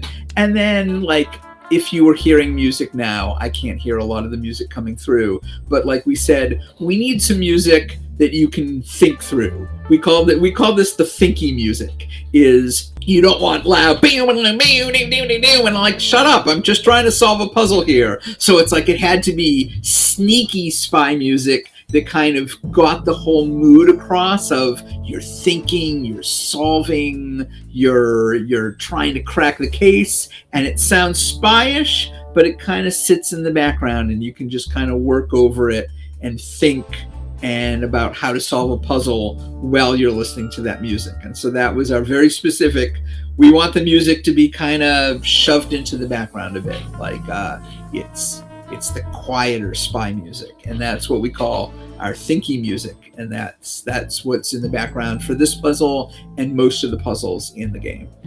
But there's other places, like there's some stuff in Paris. So he's like, oh, what would make Parisian spy music? So we started, again, deconstructing, like, what kind of instruments, what kind of tunes will make it feel more like Paris versus Algeria. We kind of wanted a little more, I found some more vocal influences and some Arabian music, and he found some instrumentation that, did I say Arabian? Arab, but not Arabian. There's a difference. But anyhow, like, he started finding some music and instruments from Northern Africa that kind of fit the bill and, like, made it feel both still spy, but also kind of just a very different part of the world. So Alex did just all this cool stuff. Like, there's a lot of different places, and he kind of captured this feeling of some of those places while keeping this just really cool spy music. So during the story, the different environments, they have different musics. For the puzzles, they are also different? Most of the puzzles are the same thinky music. The music that we kind of want to just sit in the background and not interrupt you too much.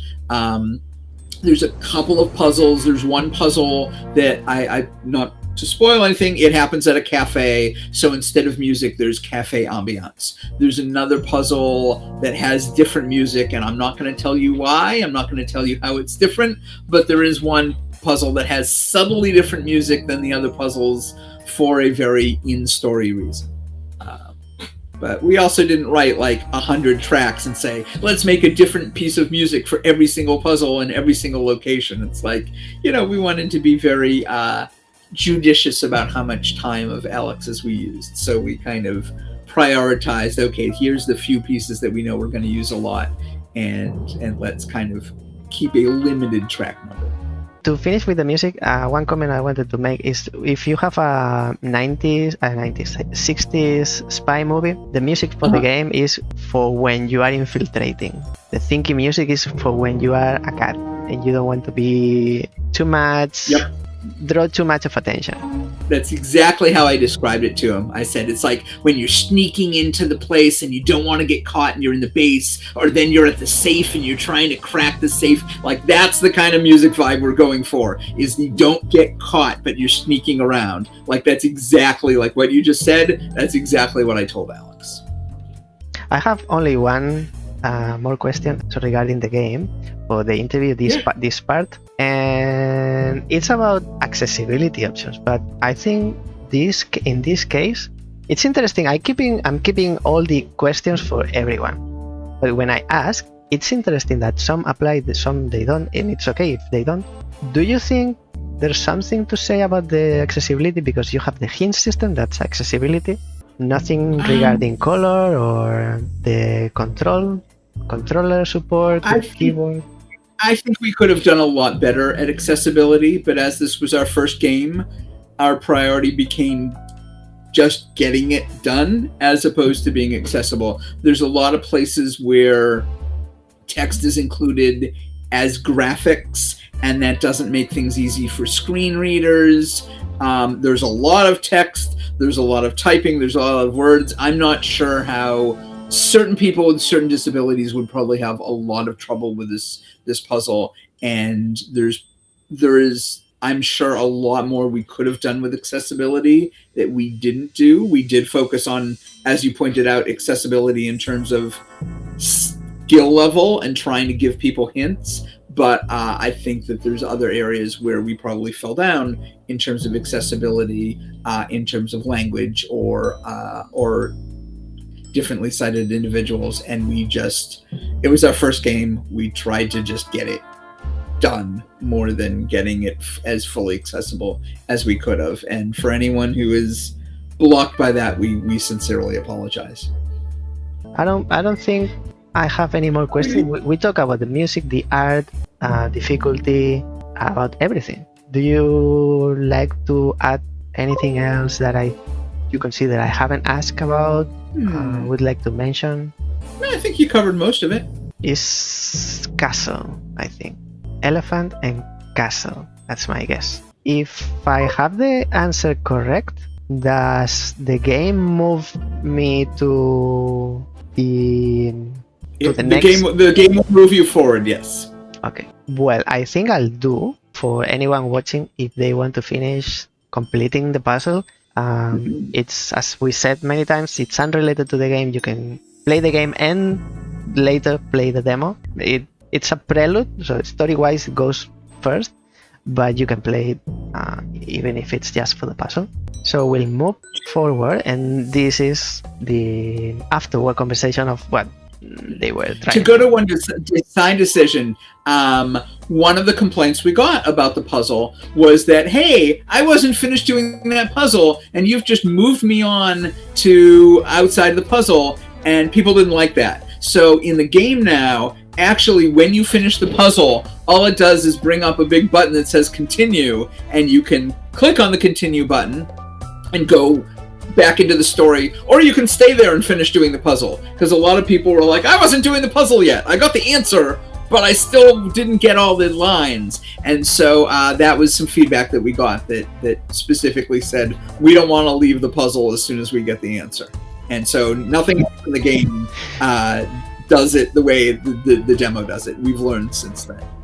And this is the afterwards conversation. Mechanically, nothing that we haven't seen. Like, we've seen the not choices matter, and there's the visual novel part. Anything that, if we continue, we'll see it's new, we haven't seen already? Otherwise, I'll move on to the last part of the interview. But they do explain what Elephant Castle is. If you're like, what is Elephant and Castle? Well, it's a tube stop in London. It's a pub in London. It's a railroad station in London. It's a whole neighborhood in London. Like it's, if you were in London and said Elephant and Castle, people would go, oh yeah, that's just south of the Thames. Like it's a specific place that people in London would know, and it's a tube stop in this case that we want to keep people from blowing up. So there is a whole explanation of what the heck Elephant Castle is if you are not familiar with it. We're skipping through that.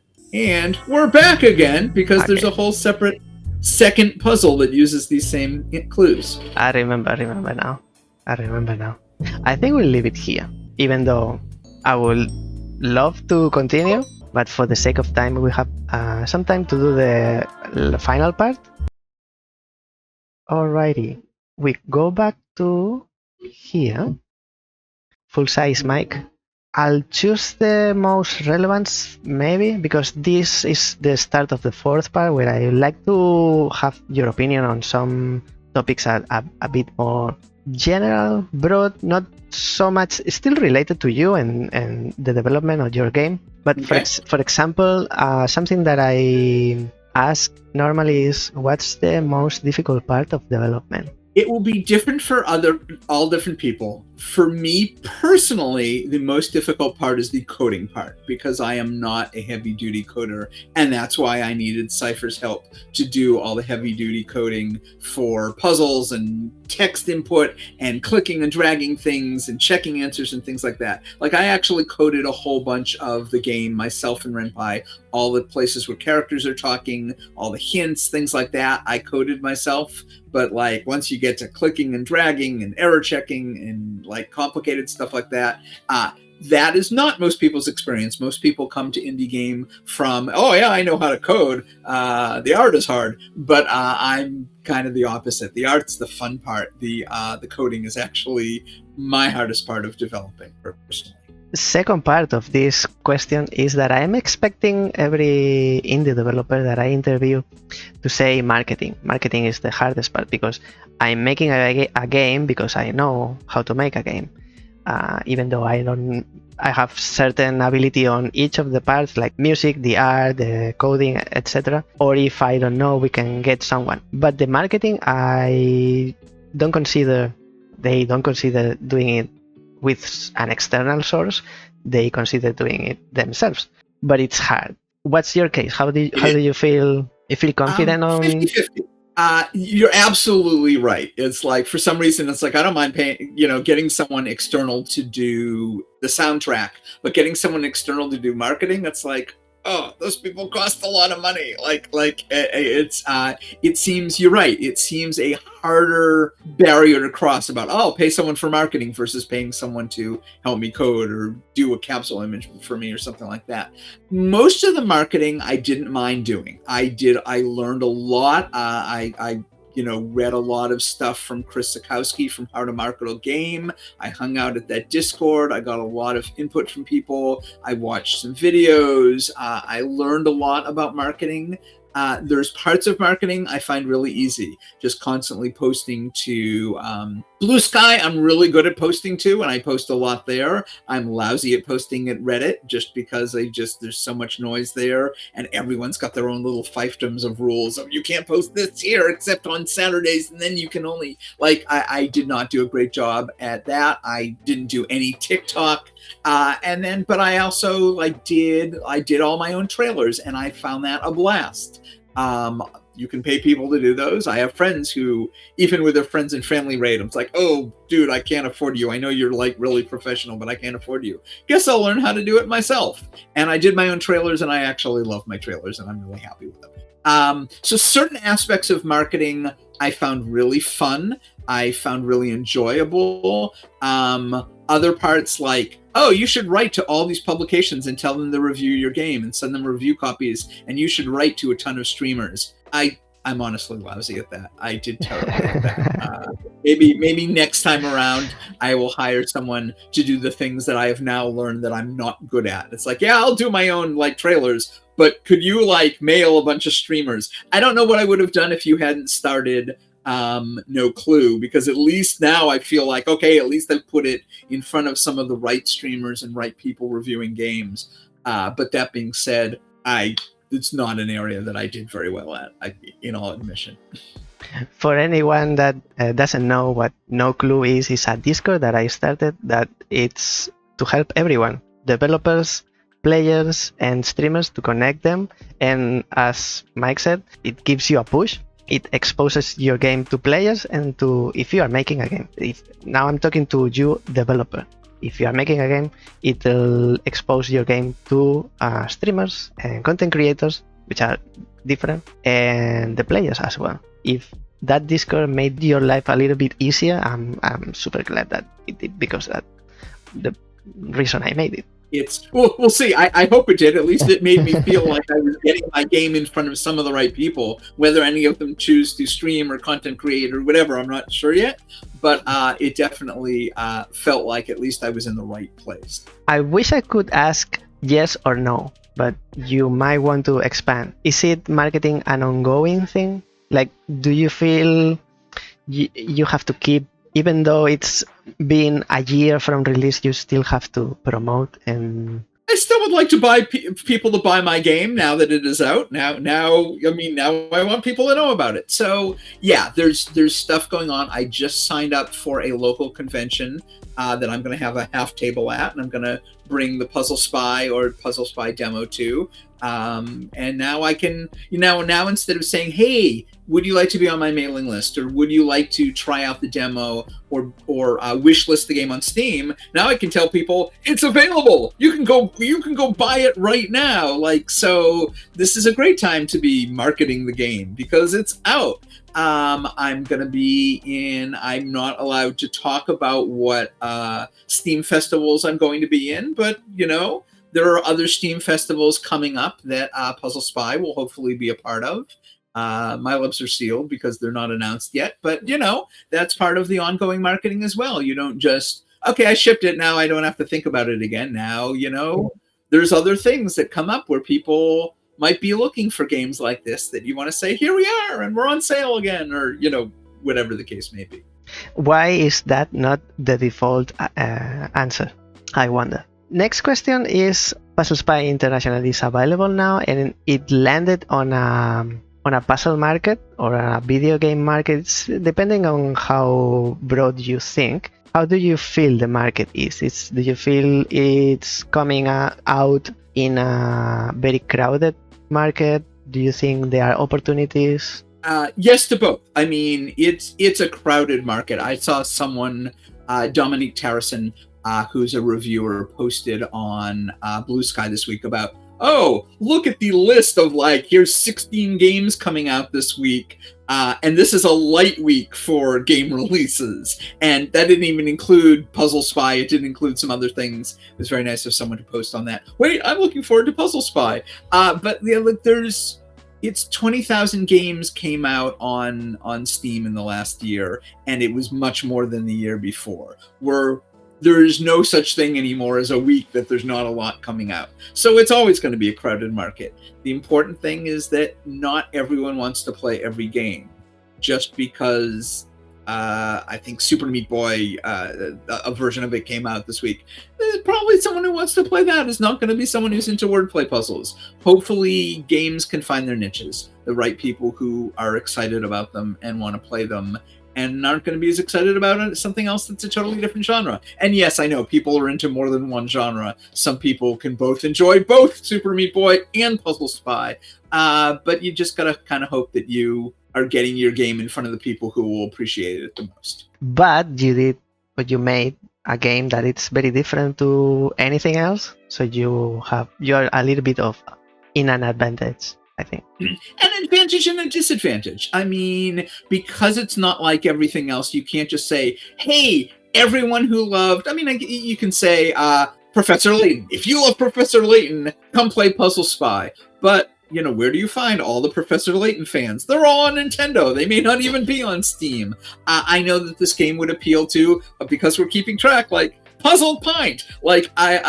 People who play Puzzle Pint would love Puzzle Spy. But there's no way for me to get in touch with everyone who plays Puzzle Pint. I've done my best to leave, I leave little postcards at my local Puzzle Pint. So everyone in the Bay Area who's going to Puzzle Pint has seen my postcard and hopefully is picking up the game. But there's, as I said, Puzzle Pint is all over the world. So, some of those people don't know about Puzzle Spy, would probably really like it.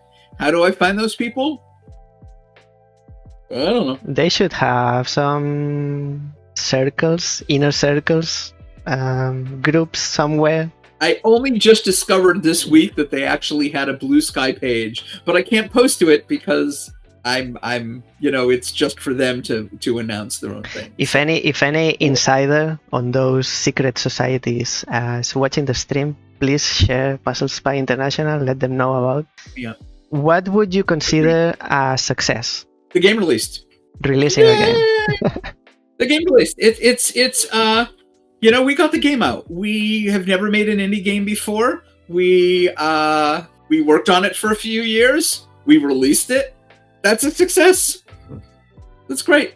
Yay. We're super happy. We're super stoked. Let's celebrate. 2 more.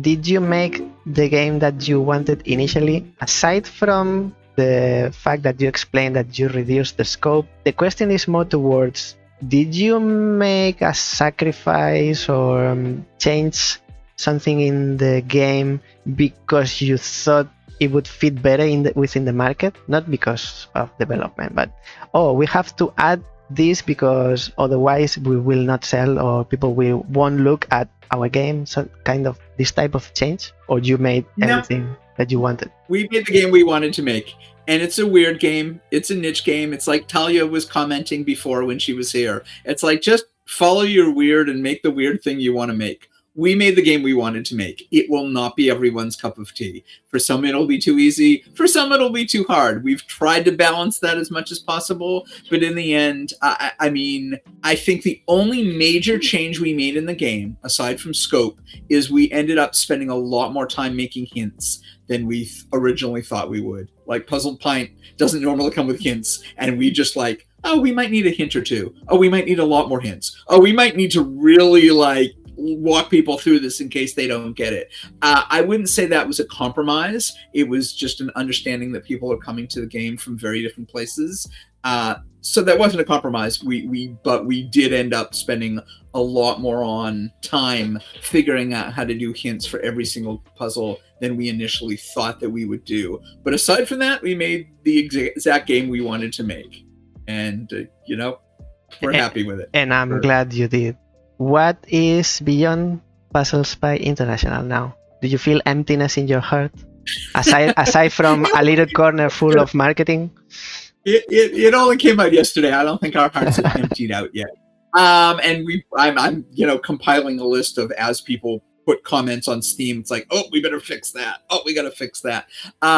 So we're not 100% done with it.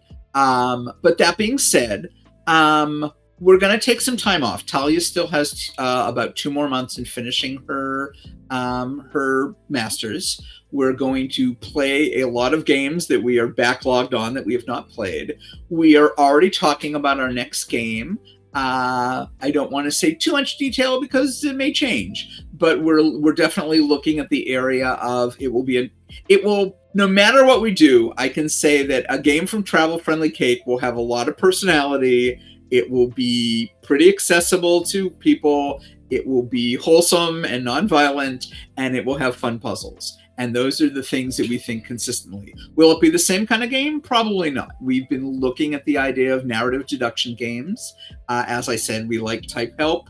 We have some interesting ideas. We have some new ideas we want to bring to it. And we have our own personality, which will be, if we make a narrative deduction game, it is not going to feel like anyone else's narrative deduction game. It's going to have its own personality. That's major words.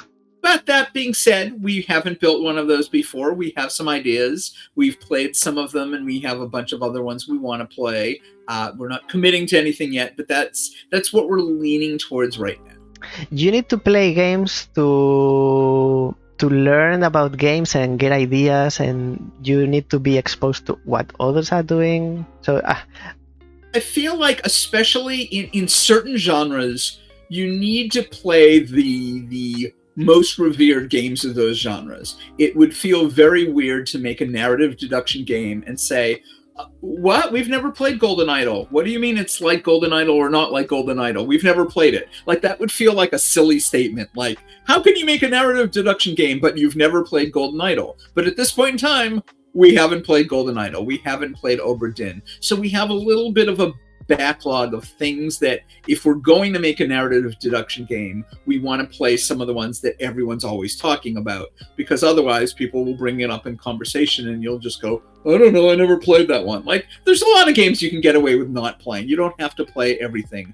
But I feel like in certain genres, if you're making a certain kind of game, you should at least be familiar with the games that everyone else is going to compare it to in that genre.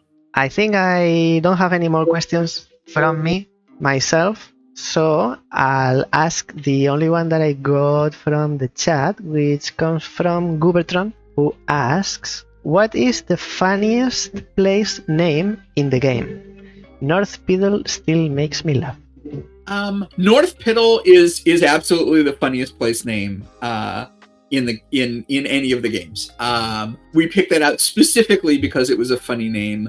Most of the other places you visit are not chosen for their humor value. They're chosen because they were interesting places to visit. So, you end up in Paris, for example. It's not a very funny name, but it was a cool city to visit, and we did some nice art from there. And, you visit, the game starts in Rome. Again, not a very funny name, but it was a classic city, and we really wanted to, start with a classic city. So 𝗏𝘃𝗍 is still the funniest name you will find. That's the only one I got. The only question that I got from the chat. If I don't think I missed any. So what's left is the special question. Special question, it's like an intricate thing I have to explain, but it's super easy. I had an interview before this with 𝗲𝘃𝗍𝗶. 𝗲𝘃𝗍𝗶 is two developers, 𝗏𝗏𝗏 and 𝗏𝘃𝗍, who developed Slugtrip. It was released in December, so it's also available now. It's a pathfinding game with a dash of Sokoban. In their interview, they left a question for my next interviewee, which is you. So that question comes from them, and at the same time, I will ask you to leave behind a question for my next interviewee. So I love it. Okay. It's a way to promote afterwards, after this interview. Marketing machine still working. When I have my next interview, I will tell them about Puzzle Spy International and about you and your question. First, I'll ask you the question from 𝗲𝘃𝗍𝗶, and while I share your profile, social profile, and where everyone watching can find the game, I'll allow some time for you to think of the question you will leave for my next interview. Question from 𝗏𝗏𝗏 and 𝗏𝘃𝗍 is, it's a bit of a situation. 𝗏𝗏𝗏 had some trouble managing tasks and focusing, because when you are on your own, even if you are two people making a game, there's a lot of things to do and you have to kind of prioritize. So even with prioritizing, you are doing the art, but at the same time, next to you, there's someone tapping, the music, and on the other shot, the marketing and the programming and a lot of things. So their question is, how do you manage multitasking efficiently? And if there's any, what tools help you the most? Tools, I will approach tools first because I'm very I don't use a lot of tools. I have a Google Doc. I have a Google spreadsheet, and that's everything. It's got tabs for each puzzle, it's got tabs for my testers, and it's got tabs for my list of things to do, all color-coded, prioritized. Anytime I put a task in my to-do list Google Doc, it's okay, what priority is this? Is this a nice to have? Is this a need to have? Is this a high priority? Is this a low priority? And I color code them all, and then I just kind of look at and priority comes into, does this need to be done now? Because there's 3 other things waiting for it. So I just kind of, anytime a task goes on the list, I prioritize it based on need and dependencies, and then use that to decide what to do next. That being said, sometimes it's you're in the mood to I'm in the mood to draw tonight. I know I should be doing some coding, but I really am excited about doing just this one piece of art. I'm just going to do that because that's where my head is at. There's something about going with the flow of not against the grain of what your brain wants to do, but with the grain of what your brain wants to do. But that being said, if you have a dependency, if someone's waiting for something, they can't do this until you do that, then, prioritize that. Easier said than done. There's so many different things to do with any game development, but that's a few of my tricks and tips. Thank you for that. And I'll share your everything. I'll say where viewers can find you while you think of the question you want to leave for the future. You're sending. Does it have to be development? Does it have to be like specifically about the process of making a game, or can it be a sillier question? Or it's up to you. It's your interview. It's up to you. I don't know actually what to answer. If it's better or not, it's up to you. Completely. Okay, I have an idea. It works better for a developer, but if it's not a developer, you can just say, okay, put yourselves in the shoes of a developer and you pretend you're making a game. Because it's a hypothetical question. Meanwhile, I will say that you can find, you, the viewer, like they say in the Nintendo Direct, I'm talking to you, directly to you, viewer, either if you are currently live on stream or if you are watching as a bot, you can find Puzzles by International on Blue Sky. But I will share the Blue Sky handle for Mike, and from there it's a matter of, at the top there are links. These links can take you to the game profile on Blue Sky. They are on itch.io as well, although on itch.io you will find the demo. No, you will not find the game because the game is on Steam. If you're watching as a bot, I'll leave the link in the video description. That will be better. I'll leave all the links for all profiles. Okay, that's there. Now you know where to find, because the game is already available. It's released. This is first time it happens in the channel. I don't have to tell you when it comes out. So Mike, do you have your question for the future? We'll put it in a time capsule. My question to the next interviewee: if you're a developer, this is easy. If you're not a developer, pretend you're a developer. Your next game that you're making, either realistically or hypothetically, has to be a license. It can be a license of you can make another game, you can make a TV show into a game, you can make a movie into a game, you can make a comic into a game. You have to do a licensed game. What license do you pick and why? Puzzles by International. You can do whatever you want. Like, is there an old game that you want to remake? Is there a new game you want to remake? Is there a TV show you've been dying to turn into a visual novel? Whatever it is, like, you have to make a licensed game. What license do you choose and why? I think this is it from me and from the chat and from past interviews. Would you like to add anything else? Last famous words? No. Thank you for folks who did show up. Thanks for rating Puzzle Junkies. Nice meeting you. And 𝗣𝘂𝘇𝗶𝗏 and other folks and future folks who watch this. Thanks for watching, and hope you'll check out the game.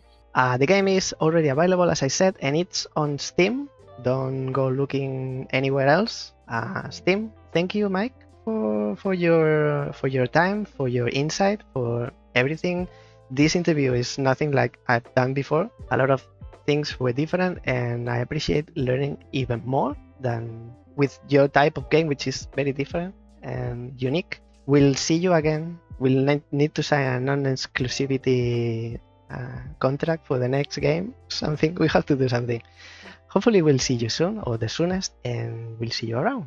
Thank you. See you all. We change scene now in here, so that I say goodbye to everyone, and again, thanks everyone in the chat, everyone watching, and everyone lurking.